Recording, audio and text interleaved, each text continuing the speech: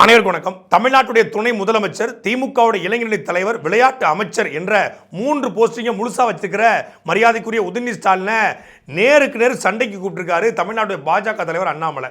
அரசியல் வட்டாரத்தில் பரபரப்பாக பேசப்படுகிறது இந்த பேச்சு. என்ன சொல்லியிருக்காருன்னா, உன்னால முடிஞ்சா நீ சரியான ஆளா இருந்தா நீ வாடா, நீ கெட்டோட் மோடின்னு சொல்லி பாடுறா, எங்கள் உலகத் தலைவர் மோடியை நீ எப்படா அசிங்கப்படுத்தலாம், நீ வாடா, நீ வாடா, நீ வாடா, நான் நீ மோடியை கெட்டவுட்னு சொன்னா உன் வீட்டு வாசலே பால்டாயில் பாபுன்னு நோட்டீஸ் அடித்து ஒட்டுவேன், நீ முடிஞ்சா சொல்லி பாடுறா, டேய் உன்னை விடமாட்டா அப்படின்னு கொலவெறியா மாறி இருக்காரு அண்ணாமலை. அண்ணாமலையுடைய இந்த கொலவெறிக்கு என்ன காரணம்? அப்படி உதயநிதி ஸ்டாலின் என்னத்தை கோபத்தை ஏற்படுத்தினாரு? இப்படி வாடா போடான்னு பேசக்கூடிய அளவுக்கு அண்ணாமலை மாறியுடைய பின்னணி என்ன? 2 பேருக்குமான சண்டைக்கான காரணம் என்ன? அப்படிங்கிறதான் இந்த காணொலியில நம்ம தெளிவா பார்க்க போறோம். நீதி வழங்கும் போது அண்ணன், தம்பி, சொந்தம், பந்தம், பணக்கார, ஏழை எதையுமே பார்க்க கூடாதுடா. நாயத்தை மட்டும் தான் சொல்லணும். அன்னை பர்னிச்சர்ஸ், அன்னை திருமண சீர்வரிசை பொருட்கள், டிவி, ஃபிரிட்ஜ், வாஷிங் மெஷின் உள்ளிட்ட 200க்கும் மேற்பட்ட பொருட்கள் அடங்கிய திருமண சீர்வரிசை ரூபாய் 99,000 மட்டுமே. தமிழகம் முழுவதும் இலவச டோர் டெலிவரி. தொடர்புக்கு 7550014440 9345044044. அண்ணாமலை உதயநிதிக்கான இந்த வார்த்தை போருக்கான அடித்தளம் எங்கன்னா, உத்தரப்பிரதேசத்தில் மத்திய கல்வித்துறை அமைச்சர் தர்மேந்திர பிரதான் கலந்து கொண்ட ஒரு கூட்டத்தில் பத்திரிகையாளர் நடத்தப்படுது. அதில் தமிழக பள்ளிக்கல்வித்துறைக்கு நீங்கள் நிதி கொடுக்கறது சொல்லி ஒரு குற்றச்சாட்டு முன்வைக்கிறாங்க அப்படின்னு சொல்லும்போது, மும்மொழி கொள்கை ஏற்றுக்கொண்டாதான் நான் நிதி தருவேன்னு சொல்லி தர்மேந்திர பிரதான் கொளுத்தி போட அதுக்கு தமிழ்நாட்டுடைய எல்லா கட்சிகளும் எதிர்த்து வைக்கிறாங்க. ஆளும் கட்சியாக திமுகவுடைய துணை முதலமைச்சர் உதயநிதி ஸ்டாலின் என்ன சொல்கிறார் அப்படின்னா, நீங்கள் நிதி தர்றேன்னா நாங்கள் கெட் அவுட் மோடின்னு சொல்ல வேண்டியது வரும், கோபேக் மோடின்னு சொன்னோம், கெட் அவுட் மோடின்னு சொல்ல வேண்டியது வரும் சொல்லி அவர் தன்னுடைய கண்டனத்தை பதிவு பண்ணார். ஒன்றிய பிரதமர் திரு மோடி அவர்களே, சென்ற முறை நீங்கள் தமிழர்களுடைய உரிமையெல்லாம் பறிக்க முயற்சிக்கும் போது தமிழ்நாட்டு மக்கள் உங்களை கோபேக் மோடின்னு சொல்லி துரத்தி அடிச்சாங்க. மீண்டும் அதை தமிழ்நாட்டு மக்கள்கிட்ட முயற்சி செய்யணும். இந்த முறை கோபேக் மோடி கிடையாது, இந்த முறை கெட் அவுட் மோடி என்று சொல்லி உங்களை துரத்துவார்கள் தமிழர்கள். எப்படி கெட் அவுட் மோடின்னு சொல்ல போச்சு? கெட் அவுட் மோடினா என்ன அர்த்தம்? வெளியே போடா மோடின்னு அர்த்தம். கெட் அவுட் மோடினா வெளியே போங்க மோடின்னு கூட சொல்லலாம். அது எப்படி டாஸ் இருந்துச்சு? கெட் அவுட்ரா மோடிடா அப்படின்னு சொன்னால் வெளியே போடா மோடின்னு அர்த்தம். உதயநிதி ஸ்டாலின் கெட் அவுட் மோடி தான் சொன்னார். ஆனால் கெட் அவுட் மோடின்னு சொல்லுவேன்னு சொன்னார், கெட் அவுட் மோடின்னு சொல்லலை. கெட் அவுட் மோடின்னு முடிஞ்சா சொல்லி பாடுறா. இந்த விருமாண்டி படத்தில் டே நீ அவன் பொண்டாட்டியை கூட்டி கொடுத்தானே அப்படின்னு சொல்லி பஞ்சாயத்து சொல்லுவாங்க. உடனே அவர் வீட்டுக்கு வந்த கமல் என்ன சொல்லுவாங்கன்னா, உன் பொண்டாட்டியை சொன்னானே என் பொண்டாட்டியை சொன்னானே, உன் பொண்டாட்டியை போய் அவன் என்ன சொல்லிட்டான், அவனாவது பஞ்சாயத்தில் ஒரு தடவை சொன்னாயா, நீ ஓராயிரம் தடவை சொல்கிற, கூட்டி கொடுக்குறா என்னென்னு தெரியுமா அப்படின்பா போல கமல். அது மாதிரி கெட் அவுட் மோடின்னு வெளியே போடா மோடின்னு சொல்லிட்டா அப்படின்னு சொல்லி அண்ணாமலை இது கரூர் நடந்த பட்ஜெட் விளக்க கூட்டத்தில் கொதிச்சிருக்காப்புல. உதயநிதி ஸ்டாலினுக்கு நான் சொல்றேன், நீ சரியான ஆளா இருந்தா, சரியான ஆளா நீ இருந்தீங்கன்னா வாயிலிருந்து கெட் அவுட் மோடி நீ சொல்லிப்பார், நீ சொல்லிப்பார், நீ சொல்லிப்பார். இல்ல எங்க அப்பா முதலமைச்சர், எங்க தாத்தா 5 முறை முதலமைச்சர், நீ சொல்லி பாடுறா பார்க்கலாம், நீ சொல்லிப்பார். நான் சொல்றேன், நீ சொல்லிப்பார். வாயிலிருந்து எங்களுடைய உலக தலைவரை, எங்க தாத்தா முதலமைச்சர், அப்பா முதலமைச்சர், எங்க அப்பா சிட்டிங் முதலமைச்சர், நான் சிட்டிங் துணை முதலமைச்சர் சொல்றா பார்க்கலாம், சொல்லு. நீ மந்தாளத்து கேட்ல சொன்ன 2 நாட்களுக்கு முன்பு நீ என்ன சொன்ன? சென்னையில கெட் அவுட் மோடி, வெளியே போடா மோடின்னு சொல்லுவாராம். உன் வீட்டுக்கு வெளியே பால்டாயில் பாபு போஸ்ட் ஒட்டிட்டு வரும். நீ சொல்லுகின்ற அதே பாஷையிலே நான் பேசு. சரியான ஆளா நீ இருந்தீங்கன்னா கெட் அவுட் மோடி நீ சொல்லி பாரு. என்னப்பா சண்டைக்கு வர மாதிரி? நீ வேணா சண்டைக்கு வாடா, நீ வேணா சண்டைக்கு வா, வாடா வந்து வாடுறா. அண்ணாமலை போயிட்டு லண்டனில் போய் ஒரு யூனிவர்சிட்டியில் 3 மாத அரசியல் பயிற்சி எடுத்து தான் சொல்கிறாங்க. அதுக்கப்புறம் என்ன சின்ன சின்ன தவறுகள் பண்ணுறேன், நானும் கொஞ்சம் மெச்சூர்டாக மாறணும், அதுக்காகத்தான் நான் அந்த இதுக்கு போனாங்க. இது ஆல் ஓவர் இந்தியாவில் மிக முக்கியமான நபர்கள் மட்டும் தான் கூப்பிடுவாங்க. அந்த மாதிரி இதில் போய் நான் போய் கலந்து வந்தேங்கய்யா அப்படின்னு சொன்னார். லண்டனில் போய் ஆக்ஸ்போர்ட் யூனிவர்சிட்டியில் சிறப்பு அரசியல் பயிற்சி எடுத்து வந்த அண்ணாமலை இப்படி வாடா போடா பால்டாயில் பாபு உன்னை நான் விடமாட்டேன் முடிஞ்ச சொல்லி பாடுறாங்கிற ரேஞ்சுக்கு இறங்கணுமான்னு சொல்லி பல்வேறு விமர்சனங்கள் அண்ணாமலை மீது வைக்கப்படுகிறது. அதை தாண்டி அண்ணாமலையுடைய இந்த பேச்சுக்கு தமிழ்நாடுடைய துணை முதலமைச்சர் உதயநிதி ஸ்டாலின் என்ன பதில் சொல்லியிருக்காரு அப்படின்னா, இப்படி தான் அவர் அண்ணா அறிவாலயம் வரேன்னு சொன்னார், முடிஞ்சா அண்ணா சாலைக்கு வந்து பார்க்க சொல்லுங்கன்றாரு. வர சொல்லுங்க. பால் பஸ் ஓட்டர்லாம் ஒரு பெரிய வர சொல்லுங்க. வீட்டுக்கு தான் இருப்பேன். ஏற்கனவே அவரு அறிவாலயத்து பக்கம் ஏதோ பண்ணுவேன்னாரு. முடிஞ்சா அண்ணா சாலை பக்கம் வர சொல்லுங்க தைரியம் தான். முடிஞ்சா அண்ணா சாலை பக்கம் வர சொல்லுங்க தைரியம் தான். இதுக்கு இது பதில் இல்லையே. அண்ணா அறிவாலயம் வர்றேன்னு சொல்றாரு. அண்ணா சாலைக்கு முடிஞ்சா வந்து பாருங்கன்னா அண்ணா சாலைக்கு ஒரு நாளைக்கு லட்சக்கணக்கான பேர் வந்துட்டு போயிட்டு தான் இருக்கிறான். அண்ணா சாலைக்கு வந்தா அண்ணா சாலை காஷ்மீர் பார்டரா இல்லை பாகிஸ்தான் பார்டரா இல்லை ஸ்ரீலங்கன் பார்டரா? அது என்ன கச்சத்தீவா வந்தோடனே இளைஞரானவன் பிடிச்சிட்டு போகிறதுக்கு? எனக்கு புரியலையே. அண்ணா சாலைன்னு இருந்தால் அந்த அண்ணா சாலை உங்கள் வீட்டு சொத்தாக மாறிடுமா? அண்ணா பேரில் இருந்து அந்த அண்ணா வந்து அந்த சாலைக்குள்ள வந்தோடனே உங்களை கேட்டு தான் உள்ளே யார் வரணுமா? அங்கே எதுவும் டோல் கேட்டு எதுவும் போட்டு வச்சுருக்கீங்களா? சுங்க சாவடிகள் எதுவும் இருக்கா? அதுக்கு உங்களுக்கு வந்தாலே வந்து சிக்னல் கொடுத்துருமா? எனக்கு ஒன்றும் புரியலையே. அண்ணாமலை என்ன சொல்கிறாரு? முடிஞ்சா நீ கெட்டோட்டு மோடின்னு சொல்லிப்பாருன்னு சொல்லி உதயநிதி ஸ்டாலினுக்கு சவால் விடுறாரு. உதயநிதி ஸ்டாலினா ஒரு தமிழ்நாட்டுடைய துணை முதலமைச்சராக வாடா போடா அவனே இவனே பால்டாயில் பாபு அப்படின்னு தரந்தாழ்ந்து பேசுவது அது கேவலமான அரசியல். அதை நம்ம ஒருபோதும் ஏற்றுக்கொள்ள முடியாது. திமுக மீது நமக்கு விமர்சனம் உண்டு, உதயநிதி ஸ்டாலின் மீது விமர்சனம் உண்டு. அதுக்காக ஒரு துணை முதலமைச்சரை வந்து தமிழ்நாட்டுடைய பாஜக தலைவர் அண்ணாமலை கெட்டோட்டு மோடின்னு சொல்வதற்காகவே வாடா போடா நான் போஸ்ட் அடித்து ஒட்டுவேன். போஸ்டரு காசு கொடுத்தா எவன் வேணாலும் ஒட்டுவான். அது போஸ்டர் அடிக்க தமிழ்நாட்டுடைய பாஜக தலைவர் தேவையில்லை. இதே பாஜக தலைவர் அண்ணாமலை கனிமவள கொள்ளைக்கு எதிராக தமிழ்நாடு முழுக்க நான் போஸ்ட் அடித்து ஒட்டுவேன்னு சொன்னால் அது வரவேற்கத்தக்கது. ஆத்துமணல் கொள்ளைக்கு எதிராக நான் வந்து போஸ்ட் அடித்து ஒட்டுவேன்னு சொன்னால் வரவேற்கத்தக்கது. ஊழல் லஞ்சத்துக்கு எதிராக போஸ்ட் அடித்து ஒட்டுவேன்னு சொன்னால் அது வரவேற்கத்தக்கது. இன்றைக்கி திமுக ஆட்சியில் பல்வேறு பாலியல் வன்கொடுமை நடக்குது, அதுக்கான தீர்வு இல்லை, அதுக்கு நான் போஸ்ட் அடித்து ஒட்டுவேன்னு சொன்னால் அது வரவேற்கத்தக்கது. இதே திமுக கட்சிக்கு ஓட்டு போட்ட மயிலாடுதுறை சேர்ந்த முட்டம் கிராமத்தில் 2 இளைஞர்கள் சாராயத்தை தடுத்ததற்காக சாராய வியாபாரம் வட்டி கொல்லப்பட்டிருக்காங்க. அந்த கொலைக்கு சரியான நீதி வேண்டி அண்ணாமலை நான் போஸ்ட் அடித்து சித்தரஞ்சன் சாலையிலையும் கோபாலபுரத்திலையும் ஒட்ட போகிறேன்னு சொன்னால் அது வரவேற்கத்தக்கது, பாராட்டுக்குரியது, அது கொண்டாடத்தக்கது. அண்ணா யூனிவர்சிட்டி மேட்டரில் யார் இந்த சார்னு சொல்லி தமிழ்நாடு முழுக்க பிஜேபி போஸ்ட் அடித்து ஒட்டியிருந்தா அதை அண்ணாமலை வந்து வீட்டு வாசலில் கொண்டு போய் ஒட்டியிருந்தா அது வாழ்த்துக்களுக்குரியது, பாராட்டத்தக்கது. பள்ளிக்கூடங்கள் வந்து இடிநிலை இருக்குது. நேற்று கூட ஒரு பள்ளிக்கூடத்தில் மேற்கூரை இடிஞ்சு விழுந்து மாணவிகள் வந்து பாதிக்கப்பட்டிருக்காங்க. அங்கன்வாடியில் சின்ன சின்ன குழந்தைகள் படிக்கிற இடத்துல மேற்கூரை இடிஞ்சு விழுந்து குழந்தைகள் பாதிக்கப்படுறாங்க. இதையெல்லாம் புகைப்படமாக எடுத்து நான் சித்தரஞ்சன் சாலையிலையும் உதயநிதி ஸ்டாலின் வீட்டு வாசல்லையும் கோபாலபுரத்திலையும் அண்ணா அறிவாலயத்திலையும் ஆண்மையும் தெம்பும் திராணியும் துணிச்சலும் இருக்கக்கூடிய அண்ணாமலை வந்து ஒட்டியிருந்தால் அது பாராட்டக்கூடியது. ஆனால் தனிப்பட்ட முறையில் உதயநிதி ஸ்டாலின் விமர்சனம் பண்ணதா சொல்லி பால்டாயில் பாபுன்னு சொல்லி நான் சுரட்டி அடித்து ஒட்டுவேன்னா இது ஒரு கேடுகட்ட கேவலமான திராவிட அரசியல். அதை எதுக்கு அண்ணாமலை செய்யணும்? அப்போ அண்ணாமலைக்கு இந்த திராவிட சாக்கடையில் ஊறிய ஒரு குட்டை தானா? அந்த குட்டையில் உரிய மட்டை தானா அப்படிங்கிறது நம்மகிட்ட கேள்வி. இதையெல்லாம் தாண்டி உதயநிதி ஸ்டாலின் கெட்டோட்டு மோடின்னு அண்ணாமலை சொன்னார். கெட்டோட்டு மோடின்னு சொன்னால் கெட்டோட்டு மோடின்னு சொல்லணும். யோ நீ மானங்கட்ட கேள்வி கேட்டிருக்காரு. முடிஞ்சா சொல்லியா, வாடா சொல்கிறா, நீ சொல்லி பாடுறா அப்படிங்கிறாரு.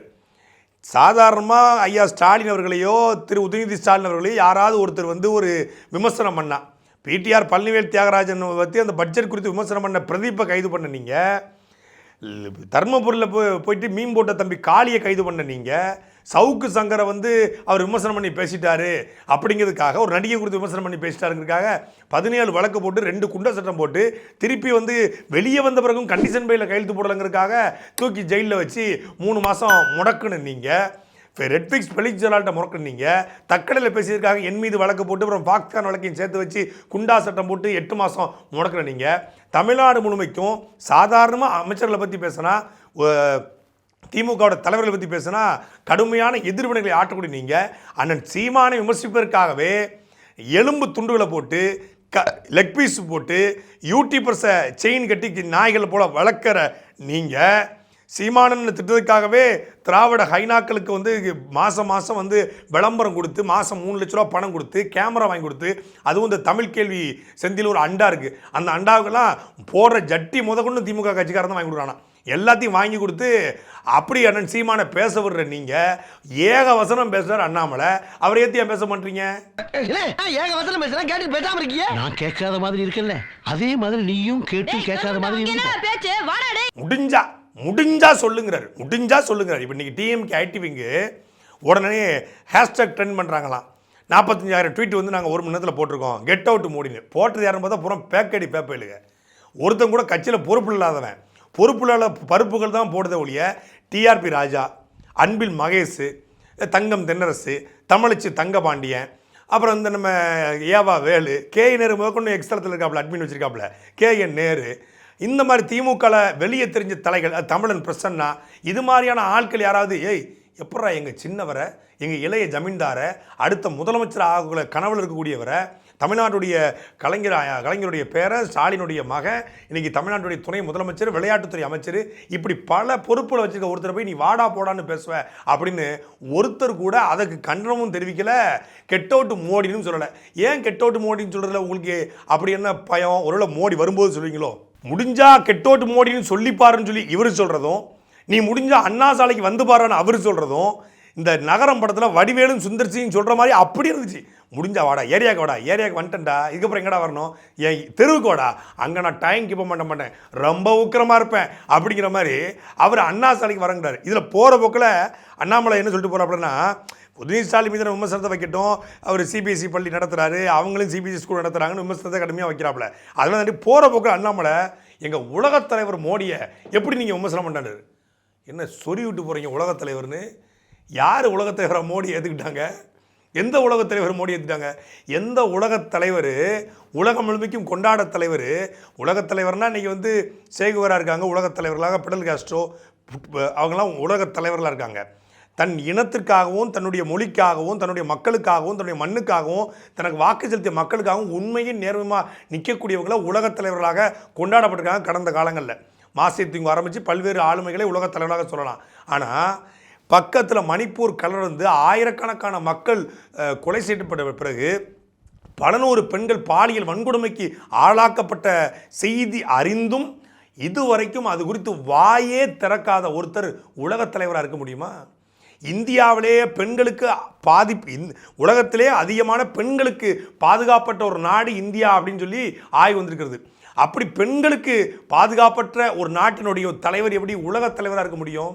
இந்தியாவில் பல லட்சக்கணக்கான ஏழை எளிய மக்கள் இரவு உணவில்லாமல் உறங்க போகிறாங்கன்னு சொல்கிறாங்க. ட்ரம்ப் வரும்போது எளிய மனிதர்களுடைய அந்த குடிசைகள் வெளியே தெரிஞ்சுவிடன்னு சொல்லி கிரீன் மேட்டை கட்டி ட்ரம்பை கூட்டு வந்த நீங்கள் எப்படி உலகத் தலைவராக இருக்க முடியும்? உலகத் தலைவராக இருக்கக்கூடிய மோடி தமிழ்நாட்டினுடைய எந்த பிரச்சனைக்கும் அவர் நின்றுருக்காரு. திருக்குறளில் அவர் பேசுகிறாரு, தமிழ் மொழியில் வணக்கம் சொல்கிறாரு, அப்படிலாம் அண்ணாமலை சொல்கிறாங்க. தமிழ்நாட்டில் தானே புயல், வரதா புயல், மிக்ஜாம் புயல், எத்தனையோ புயல் வந்துச்சு, ஒக்கி புயல் வந்துச்சு. அந்த புயல் பக்கம்லாம் ஒரு வார்த்தை கூட பதிவு செய்யலையே, ஒரு இரங்கல் கூட சொல்லலையே. இதே மோடி 2024 நாடாளுமன்ற தேர்தலுக்கு முன்னாடி கச்சத்தீவு குறித்து பேசினார். அதை எடுத்து அண்ணாமலையும் ட்வீட்டாக போட்டு அந்த கச்சத்தீவு இஷ்யூவை பெருசாக பேசப்படும் பொருளாக மாற்றினாங்க. எப்போ 2024 நாடாளுமன்ற தேர்தலுக்கு முன்னாடி. தேர்தல் முடிஞ்சு சரியாக ஒரு வருஷம் ஆச்சு. இதே பிப்ரவரி மார்ச் மாதங்களில் தான் அந்த கச்சத்தீவு இஷ்யூவை போன வருஷம் கிளப்புனாங்க. ஒரு வருஷம் ஆச்சு. இந்த ஓராண்டில் நாடாளுமன்றத்திலேயோ மேலவையிலையோ கீழவையிலையோ எங்கேயாவது கச்சத்தீவு இஷ்யூ குறித்து பேசியிருக்காங்களா? கச்சத்தீவு குறித்து அன்றைக்கு பேசி வாக்கு பிச்சை கேட்ட நீங்கள் இன்னைக்கு அதே கச்சத்தீவு பகுதிகளில் மீனவர்கள் சுட்டு கொலை செய்யப்படுறாங்க, மீனவர்கள் கைது செய்யப்படுறாங்க, படகுகள் உடைக்கப்படுது, வலைகள் அறுக்கப்படுது. உங்கள் உலகத் தலைவர் மோடி கச்சத்தீவை மீட் பண்ணி சொன்னார், 54 இன்ச்சு மார்பு. அவர் ஏன் இந்த கச்சத்தீவை பற்றி இப்போ வரைக்கும் பேசலை? திமுக ஆட்சியின் மீது விமர்சனம் வைக்கிறதுக்கு எவ்வளவோ பாயிண்ட்ஸ் இருக்குது. ஆனால் அண்ணாமலை தூக்கிட்டு வர விமர்சனம் என்னென்னா, நீ 11:30 மணிக்கு எந்திக்கிறவன், 11:30 மணிக்கு எந்திரிச்சு சூரியனை பார்த்து துப்பி அது உன் மூஞ்சில விழும். 11:30 மணிக்கு உச்சுவையில் பார்க்குற உனக்கு இவ்வளவு திமிர்னா 3:30 மணிக்கு பிரம்ம முகூர்த்தத்தை எந்திரிச்சு காலையிலே கோப்புகளை பார்க்குற எங்கள் உலகத் தலைவர் மோடி ஏற்றுக்கிற எங்களுக்கு எவ்வளோ திமிர் இருக்கும்? இனியா 3:30 மணிக்கு எந்திரிச்சா திமிர் இருக்கணும், 11:30 மணிக்கு எந்திரிச்சா திமிர் கூடாது இருக்காயா? இந்த வடிவேல் ஒரு படத்தில் நாங்களாம் சுகப்பிரசவனை பிறந்தோம், இந்த மாதிரி குறப்பிரசவம் பிறக்கணுமாங்க. நான் சுகப்பிரசவம் குறப்பிரசவனா சொன்னேன், ஏன்டா இப்படி தாலி இருக்கிறீங்க அப்படிங்கிற மாதிரி சம்மந்தம்லாம் பேசுகிறாப்புல. அவர் மோடி 3:30 மணிக்கு எந்திக்காரு. அவருக்கு ஒன்றும் கிடையாது, பிள்ளையும் கிடையாது, குட்டியும் கிடையாது, ஒன்றும் கிடையாது. அவர் எப்போ தூங்குறாரு எப்போ எந்திக்கிறாரு எவனுக்கு தெரியாது. அதனால் தூக்கம் வராது, வயசாகி போச்சு. 70 வயசுக்கு மேலே தூக்கம் வராதியா. அண்ணாமலை இருந்தாலும் 3:30 மணிக்கு மேலே 70 வயசு 75 வயசுக்கு மேலே தூக்கம் வராது. பழைய நினைவுகள்லாம் மலர ஆரம்பிச்சிடும், தூக்கம் வராது, ஸ்ட்ரெஸ்ஸில் தூக்கம் வராது. அதனால் தூங்காமல் இருக்கலாம். 3:30 மணிக்கு மோடி எந்திக்காங்க, எல்லாரும் 3:30 மணிக்கு எந்திக்க முடியுமா? 3:30 மணிங்கிறது அர்த்த ஜாமம்யா. அப்போலாம் யார் எந்திரிச்சு போக மாட்டாங்க, அது பேய் நடமாடும் நேரம்னு சொல்லி ஊரில் சொல்லுவாங்க. 3:30 மணிங்கிறது 3:30 மணிக்கு எந்திக்கிறார் மோடி. அதனால நீங்க அவரை விமர்சிக்க கூடாது. அவர் உலகத் தலைவர். 3:30 மணிக்கு எந்திரிச்சா உலகத் தலைவரா? அப்ப நாளைக்கு நானும் 3:30 மணிக்கு எந்திக்கிறேன், அப்ப நான் உலகத் தலைவரா? எனக்கு என்னமோ இவன் மேலதான் டவுட்டா இருக்குன்னு பஞ்சாயத்துல வடிவேல சொல்ற மாதிரி இந்த அண்ணாமலை மேலதான் எனக்கு டவுட் வருது. திமுக கட்சிக்கும் ஆட்சிக்கும் எப்பெல்லாம் பிரச்சனை வருதோ ஆளுநரும் அண்ணாமலையும் உள்ளே புந்தாங்க, குறுக்க இந்த வர்கீஸ் வந்தாங்கிற மாதிரி வர்றாங்க. திமுக ஆட்சியில் இன்றைக்கி மாணவர்கள், மீனவர்கள், மின் பொறியாளர்கள், அப்புறம் ஆசிரியர் பெருமக்கள், இந்த பக்கம் பார்த்தீங்கன்னா டாஸ்மாக் ஊழியர்கள் எல்லா பக்கம் போட்டுட்டு இருக்கான். ஒரு மாதத்தில் 116 போக்சோ வழக்குகள் பதிஞ்சதாக அதிமுக குற்றம் சாட்டுது. இந்த 2 நாளில் மட்டும் தமிழ்நாடு முழுக்க பல்வேறு இடங்களில் பாலியல் துன்புறுத்தல்கள், பாலியல் அத்துமீறல்கள், கொலை, போதை மருந்துகள், அப்புறம் போலி சரக்குகள், கள்ளச்சாராயம், எங்கே பார்த்தாலும் பிரச்சனையாக இருக்குது. மக்கள் அதிருப்தியில் இருக்கான். அதிருப்தியை போக்க என்னை அப்பான்னு சொல்கிறாங்கன்னு அவருக்கு வந்து பேட்டி கொடுத்துருக்காரு. இப்போ இந்த ஆட்சி மீதான அதிருப்தியை போக்க நான் உன்னை வேற மாதிரி பேசுகிறேன், நீ நிதி நிதி தரமாட்டாங்க, நிதி கேட்குறேன் நான், அது நிதி தரமாட்டேன்னு அவன் சொல்லுவான். இந்த நம்ம 2 பேரும் மாறி மாறி சண்டை போடுவான், இதில் மக்கள் பிரச்சனையை மறந்துடுவான். அமைதிப்படை படத்தில் கலவரம் நடக்கும்போது மக்கள் பிரச்சனையை மறந்துடுவான்னு சொல்லி சத்யராஜ் சொல்கிற மாதிரி நாம் 2 பேரும் மாறி மாறி சண்டை போடுவோம், வேறு எதுவுமே எதிர்கட்சியிலன்னு காட்டுவோம். ஏன்னா நீ ஆளுங்கட்சியாரு, நான் எதிர்கட்சியாக இருக்கேன், நான் எப்படியும் ஆளுங்கட்சி ஆக போகிறதில்ல, உனக்கு எதிரி நான் தான் அப்படின்னு காட்டி எதிர்ப்பு ஓட்டுகளை நான் வாங்குறேன், ஆதரவு ஓட்டில் நீ வாங்கு. இப்போது இந்தி வேணும்னு சொன்னால் ஒரு பக்கம் இந்தி வேணும்னு சொல்லக்கூடிய ஓட்டு விடும், இந்தி எதிர்ப்புன்னு சொன்னால் இந்தி எதிர்ப்பு ஓட்டு விடும். இந்தி தமிழ்நாட்டில் வரப்போகிறதே கிடையாது, அது வேறு விஷயம், விருப்பப்பட்டவன் படிச்சுக்க போகிறான். ஆனால் இந்தி வேண்டாம், இந்தி தெரியாது போடா அப்படின்னு சொல்லி இந்தி தெரியாதவர்கள், இந்த இந்தி வந்துடக்கூடாது, நம்ம தமிழ் மொழியை காக்கணும்னு சொல்லி ஒரு ஓட்டை திமுக பறிக்குது. இன்னொரு பக்கம் இந்தி வேணும்னு சொல்லி இந்த ஓட்டை பாஜக பறிக்குது. திருப்பரங்குன்ற மலை இஷ்யூ கூட திட்டமிட்டு உருவாக்கப்பட்டது அப்படின்னு பல்வேறு தரப்பில் சொல்லப்பட்டாங்க.